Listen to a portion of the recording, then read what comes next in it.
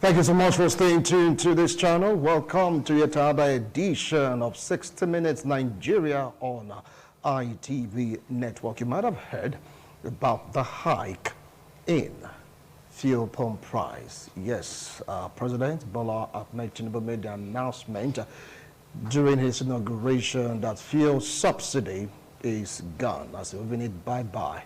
Immediately after that, it was being sold in some climbs for as high as 490 something naira, while some others 520, 519, depends on the distance from the port. All of a sudden this week, without announcement, without prior notice, Nigerians were shocked to see that the fuel pump price at NNPCL was like 600. 617, depends on the distance from the port. No prior notice was given. Here we are. Nigerians are reacting to it. Some are not really happy about it. Others were taken aback by this strange development, while some are feeling so indifferent about it, saying, give this administration time. Things definitely will be better. Anyway, I'm Wilson of Marshall. With me here in the studio to talk about this, I have a member of the Edo State Assembly representing Ovia Southwest, Honorable Destiny Abulele. Welcome to 60 Minutes Nigeria. I appreciate your coming. Yeah, Mr. Wilson, thank you very much. And good afternoon, viewers. Good to be here again. I'm sitting very close to him. He is a legal practitioner, a politician, because one time he was a gubernatorial candidate in Edo State. Join me to welcome Barrister Cosmos Serabo. Barrister, welcome to 60 Minutes Nigeria. Thank you so much. This is you just smile, now you laugh. What is going on in your mind? Anyway, you let the audience know in course of the discussion. Very close to me, he was one time the #1 youth in Edo State, political analyst, political affairs commentator. Join me to welcome Obasi Osaho. Comrade, welcome to 60 Minutes Nigeria. Thank you so much, Mr. Wilson. Good afternoon, viewers. Right. Well, Nigerians are still talking about this. Some with so much vehemence, while others are saying, look, let's give this man time. Talk about the hike in fuel pump price, Nigerians' quest for survival. Some are saying this period is like a period of survival of the fittest. Let me start off with you because you're representing a constituency. Now, when you woke up to see the new pump price without prior notice, what went through your mind, Honorable? Yeah, Mr. Wilson. You see, I must be very frank. When I saw it, especially the one of it's not yesterday or day before yesterday, I almost say, is it a dream or let me just go back to sleep? For me, removing the subsidy is not a problem. The approach and manner of implementation is more autocratic. You see, as an elected person, you don't just wake up and say, the subsidy is gone, as if you are talking as a military man. There was no consultation. There was no consultations. Nothing. For me, I must be very frank with you. I'm not surprised.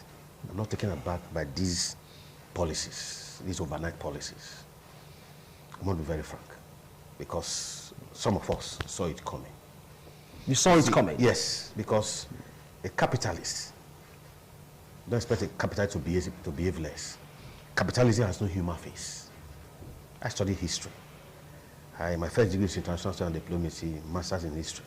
Presently, doing PhD in history. That's to tell you that I'm grounded as it relates to. Over the years, go back to history.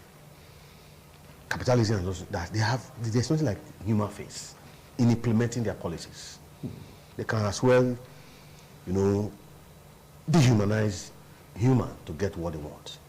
Their primary aim is their sole interest, which is the profit. Interest, which is the profit. Which is the profit. So no matter who else is gone in the process, they sail on.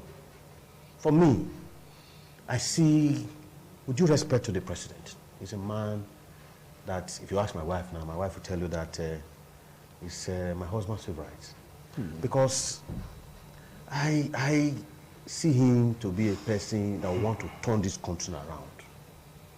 But the first step, you have to take the first step. You have to lay the foundation. From the way he's starting now, the masses are not breathing, including you and I, including my humble self. I'm not breathing at all. I must be very frank. There's the same my very rich Benin language. If a single rich man in a community, that man is still poor. I know what I pass through every week. Every week. I leave that for, it's a topic for another day. So what you get from the constituency is how to survive. If the people are asking, how do I survive? How do we get our daily bread? Knowing fully well that our lifestyle is communal. We don't have anything. The economy is not buoyant. It's a daily sell, get, profit, the immediate. So for me, these policies, the way and manner, I'm not in tune with it. I'm not comfortable with it. Right. Removing the subsidy, my brother, I'm going to be very frank with you, I'm in tune with it. And again, we must see, we must get it straight. We must get it right. Thank God he has reversed the 8,000 naira for a household. It was that saying, that fiat was an insult on average Nigerian. We'll come to that. We'll definitely come to that. Well, Barrister Cosmos, you heard me said for the subsidy removal, he is in tune with it, but the manner of implementation, that is where he's taken aback. And when he woke up to find out that a fuel pump price is now above 600 in some climes, he was like, what in the world is going on? He went for to talk about the survival, so to speak, of the fittest. As a politician and a legal practitioner, what's your take on this? You see, with due respect to everybody, Nigerians, I was not surprised and I'm not surprised at all what I'm saying. At all. The only slight pain is I didn't expect the magnitude that I'm seeing. You see, when people talk about fuel subsidy removal is good and all that, I always want them to ask themselves the first question: what is fuel subsidy? How did Nigeria now start having the issue of fuel subsidy? Those are the salient questions we should first of all ask ourselves. Subsidy is when the price you are giving out a product is less than the price it was purchased. That money, the difference is a subsidy, isn't it? Yeah. So you now bring it to fuel. Nigerian government is telling us that the amount that it costs them to take our crude, free gift from nature, crude, free gift, they didn't buy it. So wherever they took it to, refine it, excuse me, and bring it back. Sorry. Now, those who took it there, they collect a dime from Nigerians, not in Naira, on their own. They refine, they did not take parts, pay themselves in crude. What they took caused them to refine, then they bring it refined onto us. That's the first thing I want people to know. That the process, Nigeria did not spend a dime. It's a crude oil that is a free gift from God. So that is number one. Then the second question is, how did we get to the time that we are now beginning to say subsidy? Before now, there was no subsidy, I suppose you know that. Because we had 3 refineries and they were fully operational. So we take our crude, we refine, we sell. Free. So the price, of course, petroleum definitely goes down. It got there as a result of corruption. These refineries got to a situation where they will be, overhauled. Nobody did it. Gradually, it started breaking down. And it got to a stage where they now had to take the crude to somewhere else from the government, not the problem of the masses. Now, you now say that the crude oil there, the refined product, when you bring them back, that some people take them outside the country. As a result, it is against our economy, working against our economy. If people are exporting it as against the law, I want to be very calm, you understand? Use normal words so everybody understands us. Whose responsibility is that?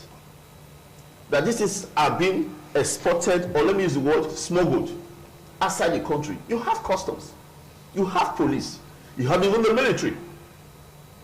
And they go outside. Who fails them? Is it the masses? or the executive, because these arms I mentioned, they are all under the executive. Now you say you will punish, pardon my God, the masses for your failure, hopeless failure. You understand what I'm saying? Now let's keep that apart.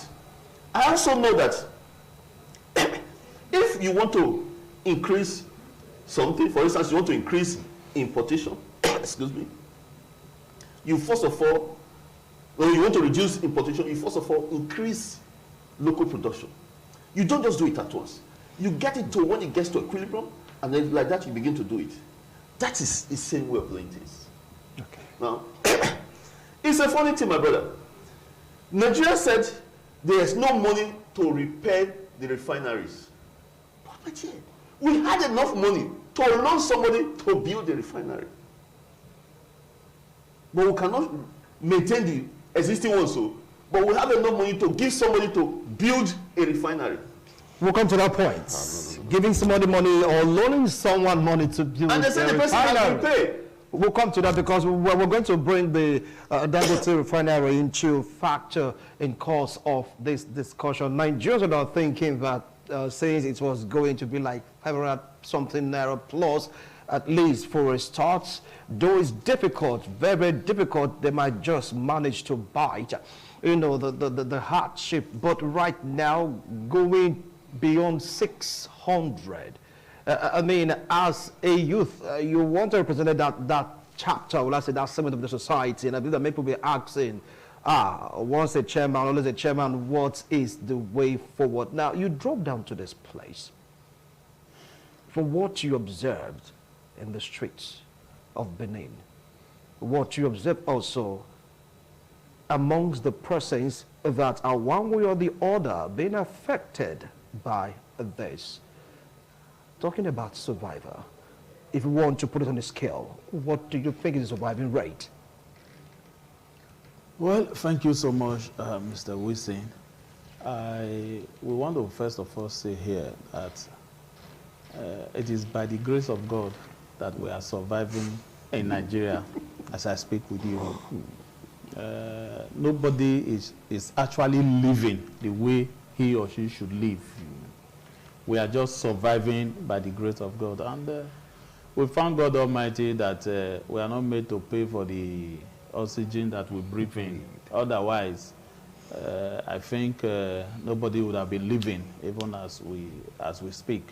For the fact that God, in His mercy and His wisdom, you know, has made it possible and made it free for us to breathe in, and then we breathe out. So we are living. We bless the name of the Lord. Well, talking about Nigerian government, what is happening, the fuel hike, and then the survival of the average youth. I will not restrict it to the youth alone now because it's affecting the old, it's affecting the elderly, it's affecting the youth, it's even affecting the children. Because you discover that fuel happens to be a commodity that when there is issue surrounding the purchase of fuel, whether high scarcity or whatever it is, it affects all sectors of the economy. And I want to say here that although, just like the my two other colleagues have said, we are not really surprised. And even as we speak, we are still expecting that there will be more increment. You're expecting more increment? Yes, we expect that there will be more. I mean, to this one, we're going through right now. Yes. If we say we are not expecting it, we will be lying and then we are joking. Because a situation where we have found ourselves is, Nigeria is as if we are acting home video. You know this home video, when you act it, that's exactly what is happening in Nigeria. And we'll continue to pray to God, you know, to save us from the hands of our leaders, especially the government at the center. Because we expected that with the way Nigeria have been moving, we thought and we expected that any government that will come in power, you know, will certainly do something to allow the poor breathe. But as we speak, the same man who said they should allow the poor breathe is strangulating both the rich, the poor, the elderly, the young, and everybody as we speak. You go to the streets of Benin, there are no vehicles anymore. Just like you said, I drove down. There are no vehicles. Otherwise, well, before now, to get to this studio, you drive up to like 1 hour on the road from the ring road, you know, to get to this studio. But in less than 30 minutes, when I left where I was, I got here because there are no vehicles on the road. People are no longer going anywhere. Everybody are in I don't go anywhere anymore, except when it's extremely necessary. That is when I move. All I do is take my children to school in the morning, back to the house, leave my vehicle. If I have anywhere I want to go to, I find a means of going. When it is time to pick them, I also take the vehicle, pick them. I do that because I can't be dragging the children on the road. That is what we do now. All right. A situation where we can no longer, just like the Honorable mentioned, it's a communal society. It's a daily income, and then you also expend on a daily basis. And a situation where this income does no longer come, you can feed. Okay. The Honorable told us just now that, including himself, is not breathing. If an Honorable member of the House of Assembly is telling us that he's not breathing, what about us common people on the street? All right. And I want to tell you, make it very clear to you, the problem is that we are not creating an enabling environment for our people to grow. If that the Honorable said he's not breathing, it's not because he's not able to take care of himself and his immediate family. People around him. Of course, he will be able to take care of himself and his immediate family. The problem is that everybody will not be on him. All right. Everybody will be on him because he has a name. He's an honorable member. He's in the House of Assembly. People expect that he's in millions. Okay. Whereas it may not necessarily be like that. I will come back to you, comrade. Well, the excuse given by one of the top personalities in NNPCL, they said is because of the Naira-dollar exchange. That was the reason why Nigerians were not informed about what is going to take place the following. They just woke up to see the pump price ranging from higher than what it used to be, 600 Naira plus. That is not the fault of everyone. They blamed it on market forces. Honorable, take it up from there. Yeah, Mr. Wilson, I think that analysis is baseless. Baseless? Let me try to be very frank. From May till very just now, if you can still recall, as at May, the purchasing fuel less than 200 Naira a liter. As we speak very just now, it's over 600. It's unthinkable in a sane society. It's unthinkable. I must be very frank. You see, there's a saying in my very rich Bide language. It's only a fool who say what befell his mate or his neighbor is not him. Invariably, what befell your mate definitely will befell you.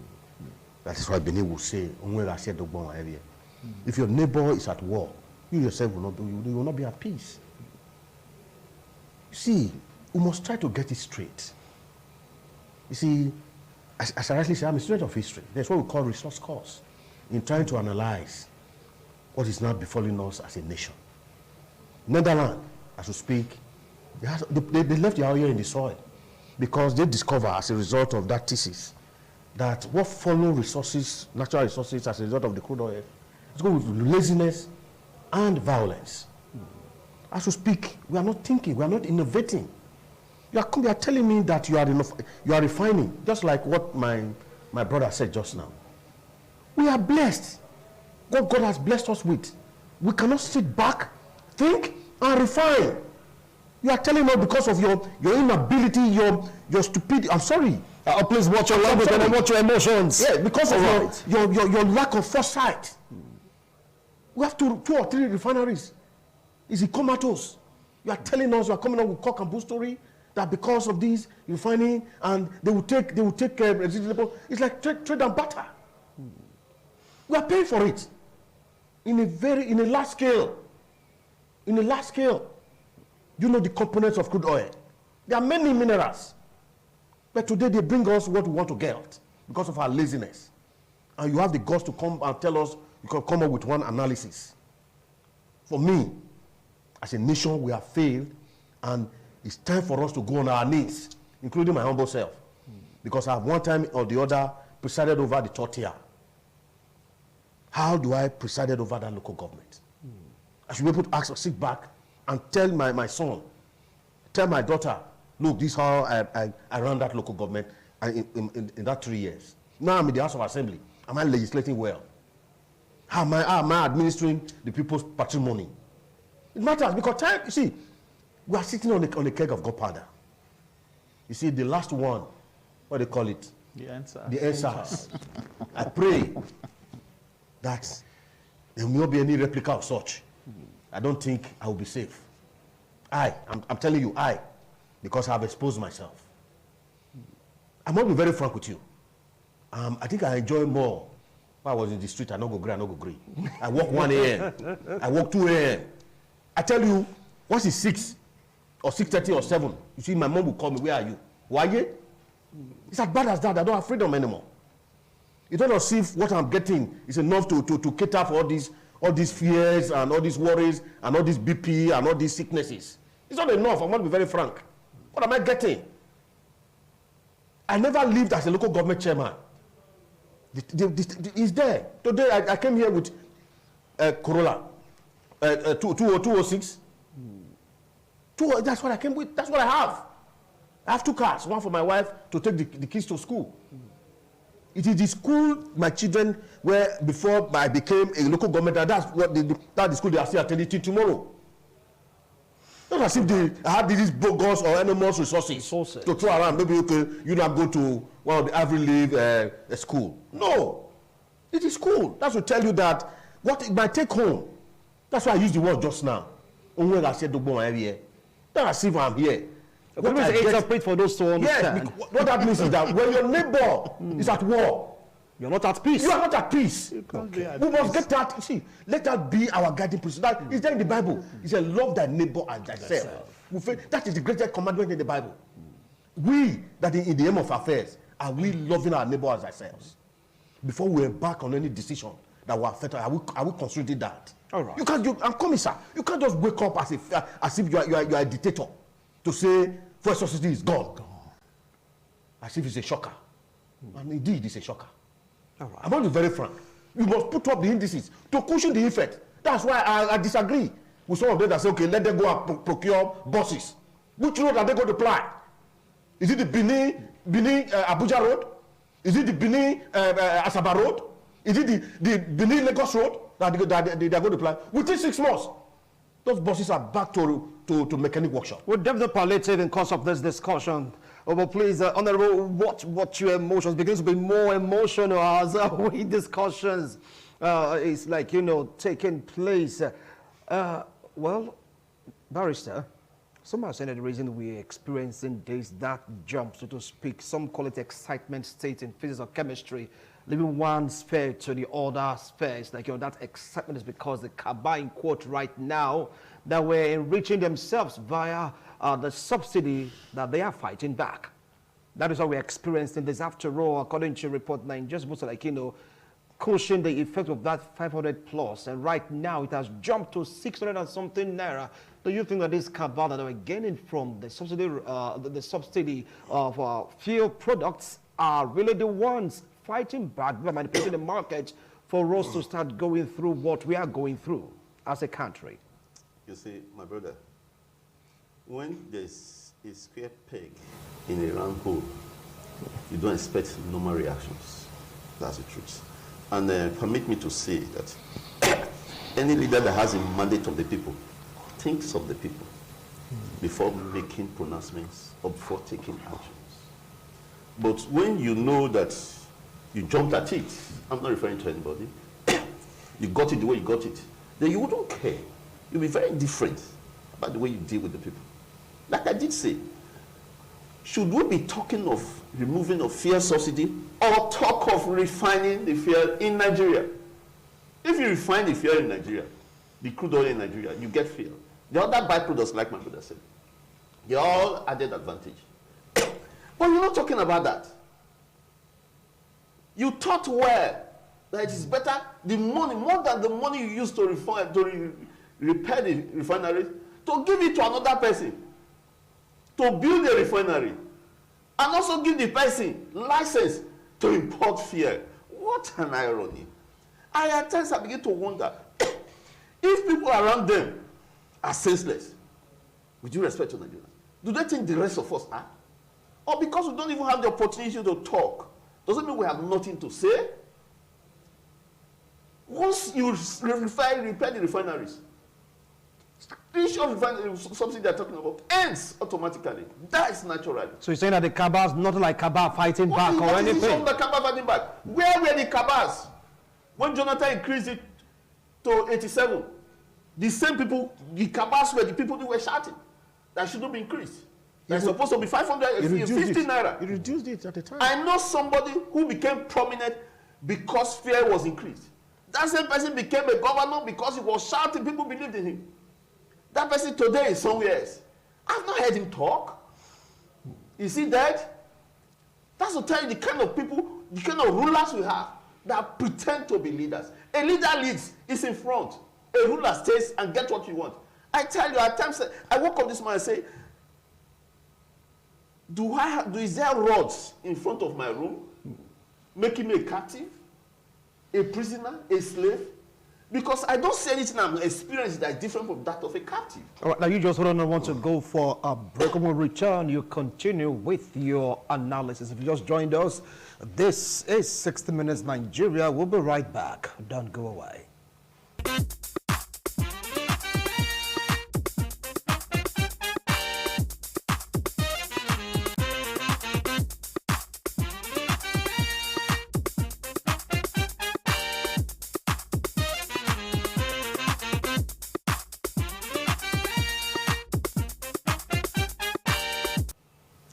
Thank you so much for staying tuned. Today on 60 Minutes Nigeria, we're taking a look at the hike in fuel price, Nigerians' survival, the quest for Nigerian survivors. And of course, I have seasoned analysts with me in the studio in their own field, and they are talking about how it's affecting them. Well, we're with you, Barrister Cosmos, talking about the impact of cabal. You said these cabals, they were there when it was going up and being brought down again. Please continue from where you stopped. See, let me come to this aspect. You talk about cabal. Who are the cabals? You made an announcement on your day of your inauguration that scarcity is gone. The next minute, fear was increased. Then those who are your apologists, who speak on your behalf, irrespective of whatever happened, said the man just made the announcement that was not why the fuel price went up. That it was the greed of Nigerians. I'll tackle it from two angles. First of all, he said the greed of Nigerians. But that same day, NNPC fixed a price. Who controls the NNPC? Who is fooling who? Another aspect of it is that if you are a seasoned administrator, like you claim to be, you don't know that when you make such pronouncements, something else will follow. This other one again, they are saying cabal. But who fixed the price? Is it not NNPC? Oh, it's not. Okay, I will not confirm that NNPC is the cabal. If NNPC is the cabal, then they should tell us. Let us know who the cabal is. Fear was 87 when your government came into power. And when it was when it was increased to 87, you said everybody would die. Okay, now, if you say removal of subsidies is good, over 11 years ago, President Jonathan said he wanted to remove fuel subsidy. You said it was a scam. It was not good to remove it. If you now realize that removal of fuel subsidy is good, it means you have pulled us back 11 years. All right. Well, a comrade, you heard his own analysis. That brings to the questions of refineries. We have a Dangote refinery, and we're given a date whereby it will commence refining crude oil for petroleum products. People like thinking that since this is already on the ground, Nigerians should have been experiencing this hike in fuel pump price. What do you think went wrong? Is it a calculation or something that's happened that we are not aware of? Well, thank you so much again. There is an adage in Benin. I go view future. Could you please interpret? Yes, I will let you know. You know, when you are chasing a particular thing, you know, in unity, there is a story that always goes with it that, oh, it will go around everybody. But when the thing comes, you know, it's not the same story, you know, that was once said, you know, that will happen. That is the interpretation. Before now, why during the advent of this Dangote Refinery, a lot of stories, you know, we have heard that Dangote Refinery will be able to service Nigeria, you know, that they will even be exporting, you know, refined products and all that. Yes, there is a date that has been fixed to commence operation. We are hoping that the date will come and the operation will commence. Let us now see the story that we will hear again. If a country, you know, that once managed 3 refineries, and then at a point the 3 refineries went comatose. None of the 3 refineries is functional today. And then a private individual came up, you know, to set up a refinery. Of course, we were even hearing the other day that a lot of funds, you know, went into the refinery from the Central Bank of Nigeria. Loan, please. Not funds, loan. So we should be clear on that. Well, that's a semantics. Whether loan or funds, the cash is involved. Whatever it is. All right. There are a lot of funds. Let's call it what they called it. Whatever it is, sir. A lot of money came out from Central Bank into that private refinery. If you have to loan somebody, you know, an individual, a private person, you know, to build a refinery, why can't you, and you have the money, why can't you put in that funds into your own refinery, put them in order, and then ensure that you are able to serve the quest of Nigerians, instead of, you know, loaning that huge amount, you know, to an individual, you know, to set up a refinery, and then maybe after, anyway, let's wait for the stories that will come after when the refinery starts operation. I am saying it now. The date has not come. But when the date comes, I will also come back on this platform. We will discuss it. And you will remember that we once, you know, said something, you know, of this nature here in the studio on a national television. Because, like I said before, when we begin to listen and watch this home video that they are acting for us, you know, to watch the Nigerian government, it's a very funny situation. And my colleagues have mentioned, you know, just on the day of inauguration, I am sorry, subsidy is gone. And after that, they try to explain that it's not his administration that is removing subsidy, that it was when the PIB was passed into law and it was assented to by former President Muhammadu Buhari. Yes, all that was done. And then a date was set aside. I think it was to begin from June. Also, you know, the implementation of the PIB law. Why didn't you now wait, you know, for that date that was set aside so that the implementation will begin? Why on May 29th announcing that you are sorry, subsidy is gone? And immediately he announced that all the filling stations, you know, locked up their place, just waiting for the new price. And before the evening of that same day, NNPC came out with a price, and then, you know, the entire Nigeria was on fire. Yeah. This is the problem we have found ourselves. And now, just on Monday, I tell you this, just this last Monday, we had the opportunity of, I was attending a meeting somewhere, and we're talking about this, because we're actually preparing a budget, and the issue of fuel subsidy removal came up, and then we said, we have to prepare because this thing may likely go to 1,000, we don't know. But while we are doing this budget, let us, factor in, you know, the impact of fuel subsidy removal and all that. We did that on Monday, and then we woke up on Tuesday to hear that, you know, it has gone to 600 and something. Oh. It's a serious matter, and just like the honorable member said, we must be very watchful, and we must be careful. All right. Because NSAS, when they get the second version, we pray of NSAS, it's going to be very terrible. we pray you shouldn't get to that. listen. Well, Honorable, now, while I was listening to the analysis of Barrister Cosmos Sirabo, he asked a question, which is really a question in the minds of so many Nigerians. You saw what Fana said, NNPCL fixing prices is illegal. I was analyzing, he said, look, are we now saying that NNPCL, that they are the cabal?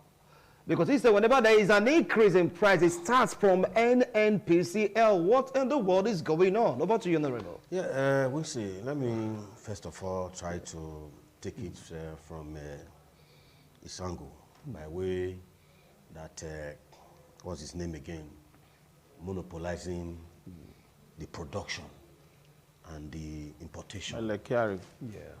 You see, for you now to collectively put the destiny of a nation on a single person to monopolize, does it call for competition? It is in this country that the Dangote monopolized cement, sugar, and what have you. Yes.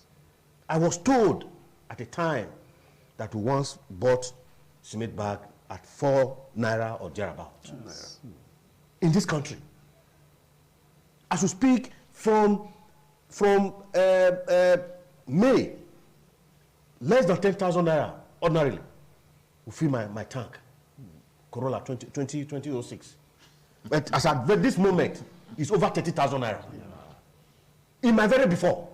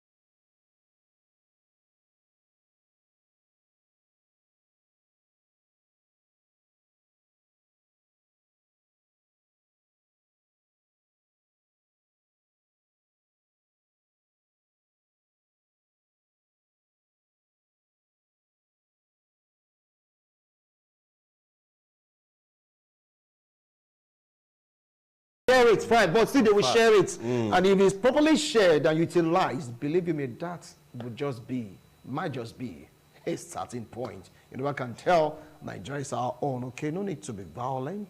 Watch, pray, use what you have smartly, wisely. Avoid any form of wastage to pull through this particular period. Gentlemen, thank you so much for wonderful analysis. Appreciate you. Nigeria definitely will get better. Rise again. Bye for now.